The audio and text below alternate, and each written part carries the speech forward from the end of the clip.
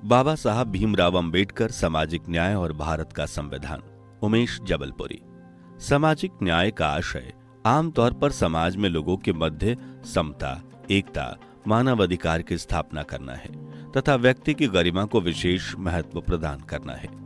यह मानवाधिकार और समानता की अवधारणाओं पर आधारित है और प्रगतिशील कराधान, आय, संपत्ति के पुनर्वितरण के माध्यम से आर्थिक समतावाद लाना सामाजिक न्याय का मुख्य उद्देश्य है। भारतीय समाज में सदियों से सामाजिक न्याय की लड़ाई आम जनता और शासक तथा प्रशासक वर्ग के मध्य होती आई है। यही कारण है कि इसे हम कबीर की वाणी, बुद्ध की शिक्षा, महावीर की दीक्षा, गांधी की अहिंसा, साईं की सीख, ईसा की रोशनी, नानक के संदेश में पाते हैं। सदियों से मानव सामाजिक न्याय को प्राप्त करने भटकता रहा है और इसी कारण दुनिया में कई युद्ध, क्रांति, बगावत, विद्रोह हुए हैं, जिसके कारण कई सत्ता परिवर्तन हुए हैं। जिन राज्यों और प्रशासकों ने सामाजिक न्याय के विरुद्ध कार्य किया, उनकी सत्ता हमेशा क्रांतिकारियों के निशानों में रही है। इसलिए प्रत्येक शासक ने अपनी नीतियों में सामाजिक न्याय को मान्यता प्रदान की है। इसे हम चाणक्य की राजनीति, अकबर की नीतियों, शेरशाह सूरी के सुधारों में देखते हैं। हमारा भारतीय समाज पहले वर्ण व्यवस्था पर आधारित था, जो धीरे धीरे बदलकर जाति व्यवस्था में परिवर्तित हो गया। उसके बाद असमानता, अलगाववाद, क्षेत्रवाद, रूढ़िवादिता समाज में उत्पन्न हुई, जिसका लाभ विदेशियों के द्वारा उठाया गया और फूट डालो और राज्य करो की नीति अपनाकर भारत को एक लंबी अवधि तक पराधीन रखा। लेकिन लोगों की एकता, अखंडता और भाईचारे की भावना से आजादी की लड़ाई लड़ने पर भारत 15 अगस्त सन 1947 को आजाद हुआ और उसके बाद भारत में सामाजिक न्याय की स्थापना, व्यक्ति का शासन, सोच की स्वतंत्रता, भाषण, प्रेस की आजादी, संघ बनने की स्वतंत्रता हो, इसके लिए सर्वोच्च कानून बनाए जाने की आवश्यकता समझी गई और डॉक्टर राजेंद्र प्रसाद की अध्यक्षता में संविधान सभा का गठन किया गया, जिसमें डॉक्टर बाबा साहब भीमराव अंबेडकर जैसे महान व्यक्तित्व को मसौदा समिति का अध्यक्ष मनोनीत किया गया। संविधान सभा की कई बैठकों के बाद भारत के संविधान की रचना की गई, जो विश्व का सबसे बड़ा लिखित अनूठा संविधान है, जिसमें सामाजिक न्याय को सर्वोच्चता प्रदान की गई है। यह दुनिया का सामाजिक न्याय को दर्शित करने वाला एक प्रमाणिक अभिलेख है। हमारे संविधान में सामाजिक और आर्थिक न्याय की गारंटी समस्त नागरिकों को तथा जीवन जीने की गारंटी प्रत्येक व्यक्ति को दी गई है। सामाजिक न्याय का मुख्य उद्देश्य व्यक्तिगत हित और सामाजिक हित के बीच सामंजस्य स्थापित करना है। इसलिए कल्याणकारी राज्य की कल्पना संविधान निर्माताओं ने की है। बहुजन हिताय, बहुजन सुखाय को ध्यान में रखते हुए समाजवादी व्यवस्था स्थापित की गई है। भारतीय समाजवाद अन्य राष्ट्रों के समाजवाद से अलग है। यहाँ पर सत्ता समाज में निहित रहती है, परंतु उसका उपयोग समाज के हित के लिए हो, इसलिए सरकार नियंत्रण रखती है। सामाजिक न्याय के लिए संविधान में जो प्रावधान दिए गए हैं, उनका मुख्य उद्देश्य वितरण की असमानता को दूर करना तथा असमानों में समव्यवहारों में असमानता को दूर करना व कानून का प्रयोग वितरण योग साधन के रूप में समाज में धन का उचित बंटवारा करने में किया जाए, इसका विशेष ध्यान रखा गया है। हमारे संविधान के उद्देश्य का संविधान का आधारभूत ढांचा है, जिसमें सामाजिक, आर्थिक, राजनैतिक न्याय प्रदान किए जाने की गारंटी प्रदान की गई है। इसके लिए भारतीय संविधान के भाग 3 में मौलिक अधिकार दिए गए हैं। भाग 4 में राज्यों को नीति निर्देशक तत्व बताए गए हैं, जो राज्य की नीति का आधार स्तंभ बताए गए हैं। मूल अधिकार संबंधित भाग 3 अधिकारों का घोषणा पत्र, Magna Carta, bill of rights आदेश हैं, जिसके संबंध में न्यायाधिपति श्री भगवती ने मेनका गांधी बनाम भारत संघ 1979 भाग 1 उच्चतम न्यायालय निर्णय पत्रिका 243 मामले में कहा है कि इन मूल अधिकारों का गहन उद्गम स्वतंत्रता का संघर्ष है। उन्हें संविधान में इस आशा और प्रत्याशा के साथ सम्मिलित किया गया था कि एक दिन सही स्वाधीनता का वृक्ष भारत में विकसित होगा। ये उस जाति के अवचेतन मन में अमिट तौर पर अंकित थे, जिन्होंने ब्रिटिश शासन से मुक्ति प्राप्त करने के लिए पूरे 30 वर्षों तक लड़ाई लड़ी और संविधान अधिनियमित किया गया, तो जिन्होंने मूल अधिकारों के रूप में अभिव्यक्ति पाई।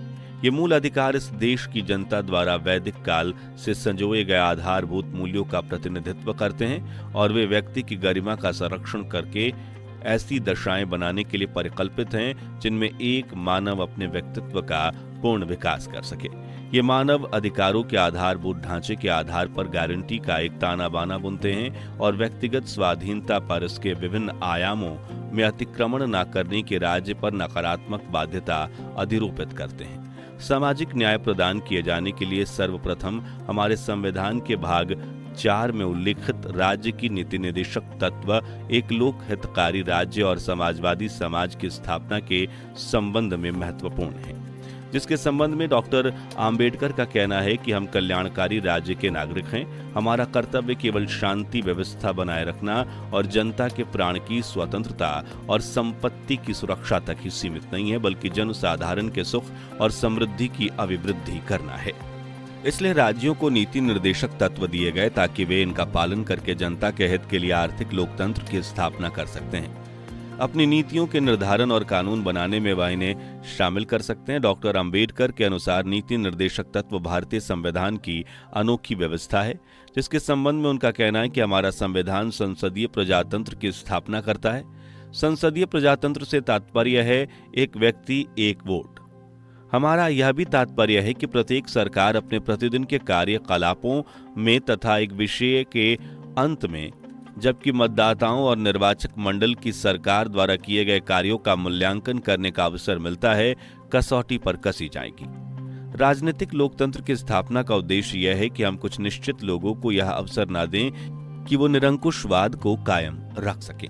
जब हमने राजनीतिक लोकतंत्र की स्थापना की है तो हमारी यह भी इच्छा है कि आर्थिक लोकतंत्र का आदर्श भी स्थापित करें। प्रश्न यह है कि क्या हमारे पास कोई निश्चित तरीका है जिससे हम आर्थिक लोकतंत्र की स्थापना कर सकते हैं? विभिन्न ऐसे तरीके हैं जिनमें लोगों का विश्वास है कि आर्थिक लोकतंत्र समझते हैं, और बहुत से लोग समाजवादी समाज की स्थापना को सबसे अच्छा आर्थिक लोकतंत्र मानते हैं, और बहुत से लोग कम्युनिज्म की स्थापना को सर्वोत्तम आर्थिक समाजवाद का रूप मानते हैं। इस तथ्य पर ध्यान देते हुए कि आर्थिक लोकतंत्र लाने के विभिन्न तरीके हैं, हमने जो भाषा प्रयुक्त की है उसमें जानबूझकर नीति निर्देशक तत्वों में ऐसी चीज रखी है जो निश्चित या अनम्य नहीं है। हमने इसलिए विविध तरीकों से आर्थिक लोकतंत्र के आदर्श तक पहुंचने के लिए चिंतनशील लोगों के लिए पर्याप्त स्थान छोड़ा है। इस संविधान की रचना में हमारे वस्तुतः 2 उद्देश्य हैं। पहला, राजनीतिक लोकतंत्र का रूप निर्धारित करना, और दूसरा, यह स्थापित करना कि हमारा आदर्श लोकतंत्र है और इसका भी विधान करना कि प्रत्येक सरकार जो कोई भी सत्ता में हो आर्थिक लोकतंत्र लाने का प्रयास करेगी। सामाजिक और आर्थिक न्याय प्रदान किए जाने के लिए नीति निर्देशक तत्व राज्य को यह निर्देश देते हैं कि वे लोक कल्याण की अभिवृद्धि करके ऐसी सामाजिक व्यवस्था की स्थापना का प्रयास करें जिनमें सामाजिक, आर्थिक और राजनीतिक न्याय प्रत्येक व्यक्ति के लिए सुनिश्चित हो। ये वो निर्देश हैं जो संविधान की प्रस्तावना में अंतर्निहित हैं, जिनके अनुसार राज्य का कर्तव्य अपने नागरिकों के लिए सामाजिक, आर्थिक और राजनीतिक न्याय प्रदान करना है। उन्हें विचार की अभिव्यक्ति, धर्म, विश्वास, उपासना की स्वतंत्रता प्रदान करना है। उन्हें प्रतिष्ठा और अवसर की समता प्रदान करना है तथा व्यक्ति की गरिमा, राष्ट्र की एकता और अखंडता और बंधुत्व को बढ़ाना है। तभी हम भारत के लोग भारत को एक संपूर्ण प्रभुत्व संपन्न समाजवादी पंथ निरपेक्ष लोकतांत्रिक गणराज्य बना सकते हैं। नीति निर्देशक तत्व सामाजिक न्याय प्रदान किए जाने की दिशा में उठाए गए महत्वपूर्ण कदम हैं, जिसमें सामाजिक न्याय की विवेचना विस्तार तथा व्यापक रूप से की गई है। इसलिए ग्रैनविल ऑस्टीन ने निदेशक तत्वों की महत्ता को निम्न शब्दों में व्यक्त किया है। भारतीय संविधान प्रथमतः और सर्वोपरि रूप में एक सामाजिक दस्तावेज है। इसके अधिकांश उपबंध या तो प्रत्यक्षतः सामाजिक क्रांति के उद्देश्य को पूरा करने के लिए आवश्यक दशाओं की स्थापना करते हुए सामाजिक क्रांति के लक्ष्यों को आगे बढ़ाने के लिए या तो सीधे उपबंधित है, या फिर संपूर्ण संविधान में राष्ट्रीय पुनर्जागरण का लक्ष्य व्याप्त होते हुए भी सामाजिक क्रांति के लिए वचनबद्धता का जो मर्म है वह भाग 3 और 4 के मूल अधिकारों तथा राज्य के नीति निर्देशक तत्वों में है। यह संविधान की आत्मा है। संविधान शास्त्रियों के अनुसार नीति निर्देशक तत्व और मूल अधिकारों के बीच कोई विरोधाभास नहीं है। डॉक्टर अंबेडकर के अनुसार यह कहना निरर्थक है कि नीति निर्देशक तत्वों का कोई महत्व नहीं है। मेरे विचार के अनुसार तो निर्देशक तत्व बहुत ही महत्व के हैं, क्योंकि उनसे यह प्रस्थापित होता है कि हमारा आदर्श लोकतंत्र है। हम यह नहीं चाहते थे कि बिना किसी ऐसे मार्गदर्शन की हमारा आर्थिक आदर्श क्या है, हमारा सामाजिक संगठन किस प्रकार का हो, मात्र एक संसदात्मक प्रकार की सरकार संविधान में उपबंधित विविध साधनों के माध्यम द्वारा गठित करा ली जाए। अतः लोगों ने संविधान में जानबूझकर नीति निर्देशक तत्वों का समावेश किया है। इन सिद्धांतों में व्यापक लोक साधारण के हितों की रक्षा की भावना सन्निहित है। इस कारण संविधान के 25वें संशोधन द्वारा राज्य को निर्देशक तत्वों के संबंध में विधि बनाए रखने की शक्ति प्रदान की गई, जिसमें नीति निर्देशक तत्वों को मूल अधिकारों पर प्राथमिकता दी गई है और इसके अनुसार निर्देशक तत्वों को कार्यान्वित करने के लिए बनाई गई किसी भी विधि को इस आधार पर चुनौती नहीं दी जा सकती थी कि वह अनुच्छेद 14 और 19 द्वारा प्रदत्त मूल अधिकारों से असंगत है या उससे छीनती है या न्यून करती है। इसलिए सामाजिक, आर्थिक, राजनीतिक न्याय प्रदान किए जाने अनुच्छेद 38 में नया खंड 2 जोड़कर नीति निर्देशक तत्वों को भी जोड़ा गया है कि राज्य विशेष रूप से आय की असमानता को कम करने का प्रयास करेगा, न केवल व्यक्तियों के बीच बल्कि विभिन्न क्षेत्रों में रहने वालों और विभिन्न व्यवसायों में लगे हुए लोगों के समूहों के बीच प्रतिष्ठा, सुविधाओं और अवसरों की असमानता समाप्त करने का प्रयास करेगा। इस प्रकार आर्थिक असमानता दूर करने का प्रयास किया गया है। आर्थिक न्याय प्रदान किए जाने के लिए संविधान के अनुच्छेद 39 में निर्देश दिए गए हैं कि क पुरुष और स्त्री सभी नागरिकों को जीविका के पर्याप्त साधन प्राप्त करने का अधिकार है। ख समुदाय की भौतिक संपदा का स्वामित्व और नियंत्रण इस प्रकार बंटा हो जिससे सामूहिक हितों का सर्वोत्तम साधन बन सके। इस खंड के अधीन उद्देश्यों की पूर्ति के लिए राज्य उत्पादन के साधनों का राष्ट्रीयकरण कर सकता है। ग आर्थिक व्यवस्था इस प्रकार चले जिससे धन और उत्पादन के साधनों का सर्वसाधारण के अहित के लिए केंद्रण ना हो। घ पुरुषों और स्त्रियों दोनों के लिए समान कार्य के लिए समान वेतन हो। ग कर्मकारों के स्वास्थ्य और शक्ति का तथा बालकों के सुकुमार अवस्था का दुरुपयोग ना हो और आर्थिक आवश्यकता से विवश होकर नागरिकों को ऐसे रोजगार में न जाना पड़े जो उनकी आयु या शक्ति के अनुकूल ना हो। च बालकों को स्वतंत्र और गरिमामय वातावरण में स्वस्थ विकास के अवसर और सुविधाएं दी जाएं और बालकों तथा अल्प व्यय व्यक्तियों की शोषण से तथा नैतिक और आर्थिक परित्याग से रक्षा की जाए। इस प्रकार संविधान के अनुच्छेद 38 और 39 में विधि शास्त्र का वितरण न्याय का सिद्धांत शामिल किया गया है, जिसका उद्देश्य नागरिकों के लिए आर्थिक विषमता को समाप्त करना है। इसी कारण संसद ने समान पारिश्रमिक अधिनियम 1976 पारित किया, जिसमें समान कार्य के लिए समान वेतन को संवैधानिक लक्ष्य मानते हुए इसे मूल अधिकार के बराबर दर्जा दिया गया है। जमींदारी उन्मूलन नियम लोक प्रयोजन के लिए पारित किया गया है।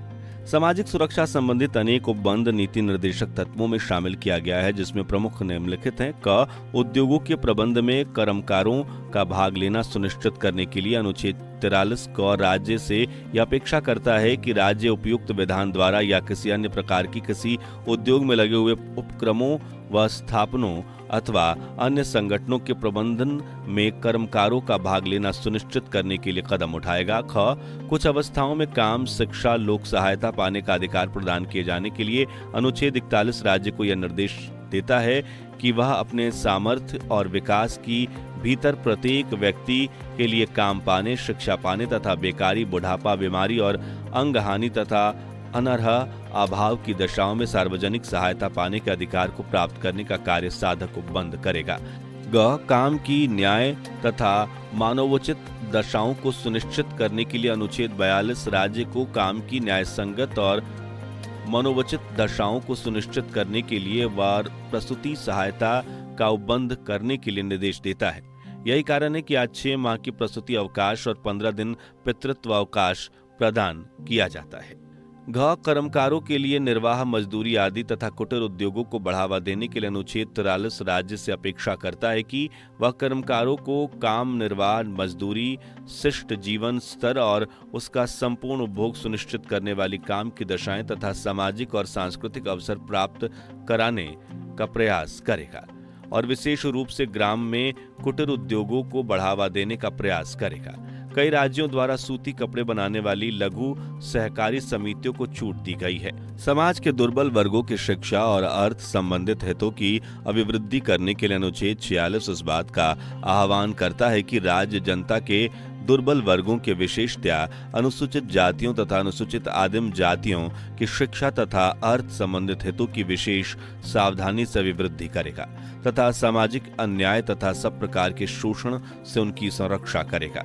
अनुच्छेद 46 राज्य को जन के दुर्बलता और विशेषतया अनुसूचित जातियों तथा अनुसूचित आदिम जातियों की शिक्षा तथा आर्थिक हितों की विशेष सावधानी से उन्नति करने तथा सब प्रकार के शोषण में उनका संरक्षण करने का निर्देश देता है। संविधान के भाग 3 में भी अल्पसंख्यकों के अधिकारों के संरक्षण के लिए अनेक उपबंध हैं। अनुच्छेद 14 भारत के प्रत्येक व्यक्ति को विधि के समक्ष समता और विधियों के समान संरक्षण की गारंटी देता है। अनुच्छेद 15 धर्म, मूल, वंश, जाति, लिंग या जन्म स्थान के आधार पर सार्वजनिक स्थान प्रवेश पर राज्य द्वारा भेदभाव करने का प्रतिषेध करता है। इस अनुच्छेद की कोई भी बात राज्य को सामाजिक और शिक्षात्मक दृष्टि से पिछड़े हुए वर्गों या अनुसूचित जातियों या अनुसूचित आदिम जातियों की उन्नति के लिए विशेष उपबंध करने में बाधक न होगी। अनुच्छेद 16 सरकारी नौकरियों के लिए अवसर की समानता की गारंटी करता है और इसके संबंध में धर्म, मूल, वंश, जाति, लिंग, उद्भव, जन्मस्थान, निवास के आधार पर भेदभाव को वर्जित करता है। किंतु राज्य उक्त वर्गों के व्यक्तियों के लिए यदि उन्हें पर्याप्त प्रतिनिधित्व नहीं मिल सका है, नियुक्तियों या पदों पर आरक्षण का प्रावधान कर सकता है। अनुच्छेद 17 अस्पृश्यता का उन्मूलन करता है जो भारतीय समाज का एक महान कलंक था। अनुच्छेद 19(5) अनुसूचित आदिम जातियों के हितों की संरक्षा के लिए इस अनुच्छेद के खंड घ, ग और च में प्रदत्त मूल अधिकारों पर निर्बंधन लगाता है। अनुच्छेद 29 से लेकर 30 तक में अल्पसंख्यकों की संस्कृति के संरक्षण के लिए उपबंध किया गया है। भारत में रहने वाले नागरिकों के किसी वर्ग को जिसकी अपनी विशेष भाषा, लिपि या संस्कृति है, उसे बनाए रखने का अधिकार प्राप्त है। सभी अल्पसंख्यक वर्गों को, चाहे वे धर्म या भाषा पर आधारित हों, अपनी रुचि की शिक्षा संस्थाओं की स्थापना और प्रशासन का अधिकार होगा। शिक्षा संस्थाओं को सहायता देने में राज्य किसी विद्यालय के विरुद्ध इस आधार पर विभेद न करेगा कि वह किसी अल्पसंख्यक वर्ग के प्रबंधन में है। अनुच्छेद 275 अनुसूचित आदिम जातियों के कल्याण हेतु राज्य को केंद्र द्वारा सहायक अनुदान का उपबंध करता है। अनुच्छेद 325 के अनुसार निर्वाचन हेतु एक साधारण निर्वाचक नामावली होगी तथा केवल धर्म, मूल, वंश, जाति, लिंग के आधार पर कोई व्यक्ति किसी ऐसी नामावली में सम्मिलित किए जाने के लिए अपात्र न होगा। अनुच्छेद 164 उड़ीसा, बिहार और मध्य प्रदेश राज्यों में आदिम अनुसूचित जातियों के कल्याण के लिए एक विशेष मंत्री का उपबंध करता है। अनुच्छेद 330 से लेकर 342 तक में अनुसूचित जातियों, अनुसूचित आदिम जातियों, एंग्लो इंडियंस और पिछड़े वर्गों के लिए विशेष उपबंध, लोकसभा में सीटों के आरक्षण, राज्यों में नौकरी में आरक्षण, पिछड़ा वर्ग नियुक्ति आयोग, अल्पसंख्यक आयुक्त की नियुक्ति आदि के प्रावधान किए गए हैं। अनुच्छेद 347, 350, 350 क, 350 ख भाषाई अल्पसंख्यकों के संरक्षण की व्यवस्था करते हैं। अनुसूचित जाति जनजाति बाहुल्य क्षेत्रों को संविधान के अंतर्गत विशेष क्षेत्र घोषित कर उसके निवासियों को विशेषाधिकार प्रदान किए गए हैं।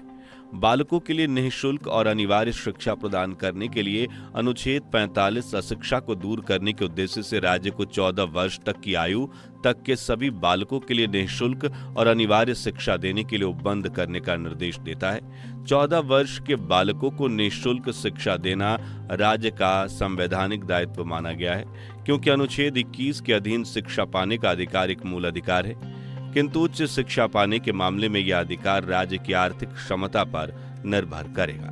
पोषाहार स्तर और जीवन स्तर को ऊंचा करने वाले तथा लोक स्वास्थ्य का सुधार करने का राज्य का कर्तव्य बताते हुए कहा गया है कि अनुच्छेद 47 के अधीन राज्य का यह प्राथमिक कर्तव्य होगा कि वह लोगों के पोषाहार स्तर और जीवन स्तर को ऊंचा करने और लोक स्वास्थ्य में सुधार करने का प्रयास करें तथा विशिष्टतया मादक पेयों और स्वास्थ्य के लिए हानिकारक औषधियों के औषधीय प्रयोजनों को छोड़कर उपयोग का प्रतिषेध करने का प्रयास करें। इसी कारण मुंबई राज्य द्वारा बंबई मद्य निषेध अधिनियम लागू किया गया है। गुजरात में भी शराब की बिक्री पर रोक लगाई गई है।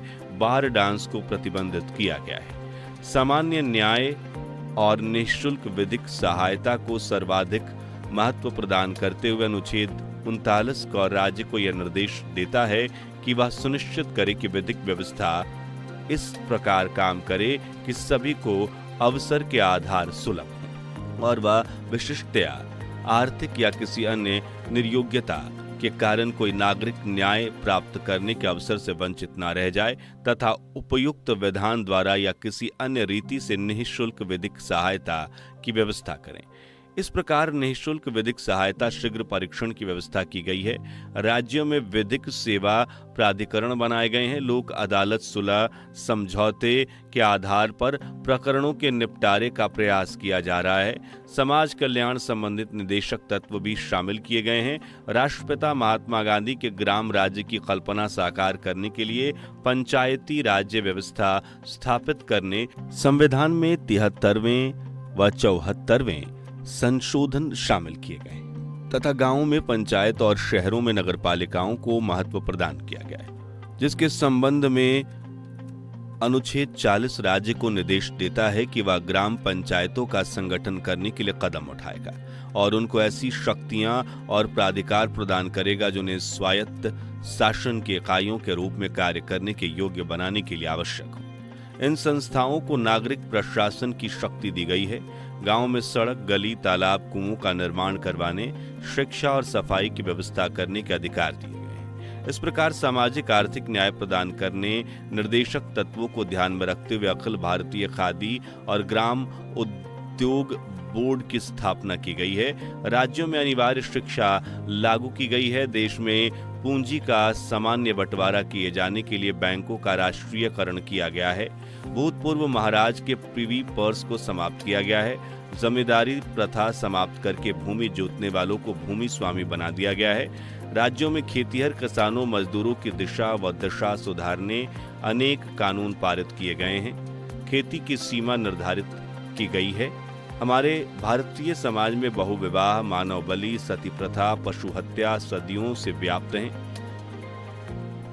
जिसे धार्मिक रंग देकर कानूनी वैधता अपने धर्म के नाम से प्रदान की गई है, जबकि यह सभी कार्य सामाजिक बुराई में शामिल हैं और लोक आचरण के विरुद्ध हैं। इसलिए संविधान निर्माताओं ने समान नागरिक संहिता की बात नीति निर्देशक तत्वों में कही है और प्रत्येक विवाह के पंजीयन को कानूनी रूप से अनिवार्य बना दिया गया है। अनुच्छेद 44 यह अपेक्षा करता है कि राज्य भारत के समस्त राज्य क्षेत्रों में नागरिकों के लिए एक समान सिविल संहिता प्राप्त करने का प्रयास होगा। कृषि और पशुपालन का संगठन सुधारने के लिए अनुच्छेद 48 राज्य को निर्देश देता है कि वह कृषि और पशुपालन को आधुनिक और वैज्ञानिक प्रणालियों पर संगठित करने का प्रयास करेगा तथा विशेषतया गायों और बछड़ों तथा अन्य दुधारू और वाहक ढेरों की नस्ल के परीक्षण और सुधारने के लिए और उनके वध का प्रतिषेध करने के लिए कदम उठाएगा। इसी कारण कई राज्यों ने गौवध अधिनियम पारित किए हैं। पर्यावरण का संरक्षण तथा वन्य जीव की रक्षा करने के लिए अनुच्छेद 48 क यह अपेक्षा करता है कि राज्य देश के पर्यावरण की सुरक्षा तथा उनमें सुधार करने का और वन तथा वन्य जीवों की रक्षा का प्रयास करेगा। इसके लिए कई राज्यों में प्रोजेक्ट टाइगर जैसी बहुआयामी योजना चल रही है। वनों को संरक्षित घोषित किया गया है। जंगली जानवरों के संरक्षण के लिए नेशनल पार्क बनाए गए हैं और वन अपराध में कठोर दंड के प्रावधान किए गए हैं। राष्ट्रीय महत्व के स्मारकों, स्थानों, वस्तुओं का संरक्षण प्रदान करने के लिए अनुच्छेद 49 यह उपबंधित करता है कि राज्य कलात्मक या ऐतिहासिक अभिरुचि वाले प्रत्येक स्मारक या स्थान या वस्तु की यथास्थिति लुंठन, विरूपण, विनाश, अपसारण, व्ययन अथवा निर्यात से रक्षा करना राज्य का अधिकार होगा।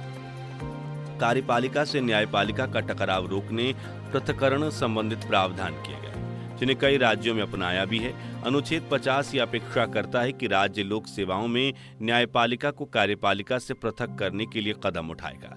अंतर्राष्ट्रीय शांति और सुरक्षा की अभिवृद्धि के लिए अनुच्छेद 51 यह उपबंधित करता है कि राज्य अंतर्राष्ट्रीय क्षेत्र में अंतर्राष्ट्रीय शांति और सुरक्षा की अभिवृद्धि करेगा। राज्यों के बीच न्याय रखने का और सम्मानपूर्ण संबंधों के बनाए रखने का प्रयास करेगा। एक दूसरे के व्यवहारों में अंतर्राष्ट्रीय विधि और संधि बाध्यताओं के प्रति आदर बढ़ाने का प्रयास किया जाएगा और अंतर्राष्ट्रीय विवादों का मध्यस्थता द्वारा निपटारे के लिए प्रोत्साहन देने का प्रयास करेगा। व्यक्ति के बौद्धिक, नैतिक, आध्यात्मिक, राजनीतिक, शारीरिक, मानसिक विकास के लिए मूल अधिकार भाग 3 में प्रदान किए गए हैं, जो वे आधारभूत अधिकार हैं जिनके अभाव में व्यक्ति का बहुमुखी विकास संभव नहीं है। ये अधिकार प्राकृतिक, अपरिहार्य हैं, इसलिए इन्हें अप्रतिदेय माना गया है। यह सामाजिक न्याय के मापदंड और संरक्षक दोनों हैं। इनके बिना सामाजिक न्याय की प्राप्ति असंभव है। हमारे माननीय सर्वोच्च न्यायालय के द्वारा केशवानंद भारती के मामले में यह कहा गया कि मूल अधिकार तथा निदेशक तत्व हमारे संविधान के अंतःकरण हैं। मूल अधिकार का प्रयोजन एक समतावादी समाज का निर्माण करना और समाज के उत्पीड़न या बंधनों से सब नागरिकों को मुक्त करना और सबके लिए स्वतंत्रता की उपलब्धि करना है। निदेशक तत्वों का प्रयोजन कुछ ऐसे सामाजिक और आर्थिक उद्देश्यों को नियत करना है जो अहिंसात्मक क्रांति द्वारा तत्काल प्राप्त किए जा सकते हैं। मूल अधिकारों तथा निदेशक तत्वों के बीच कोई विरोध नहीं है, वे एक दूसरे के पूरक हैं। इसी कारण पंडित जवाहरलाल नेहरू को कहना पड़ा कि मूल अधिकार और नीति निदेशक तत्वों के मध्य विवाद होने पर निर्देशक तत्वों को प्राथमिकता दी जानी चाहिए, क्योंकि इन सिद्धांतों में व्यापक लोक साधारण के हितों की रक्षा की भावना सन्निहित है। नीति निर्देशक तत्व सामाजिक न्याय के प्राप्ति के वे लक्ष्य हैं जो हमें प्राप्त करना है। उन लक्ष्यों की प्राप्ति हेतु हमें मूल अधिकारों के रूप में वे साधन दिए गए हैं जिनके माध्यम से हमें उन लक्ष्यों की प्राप्ति करना है।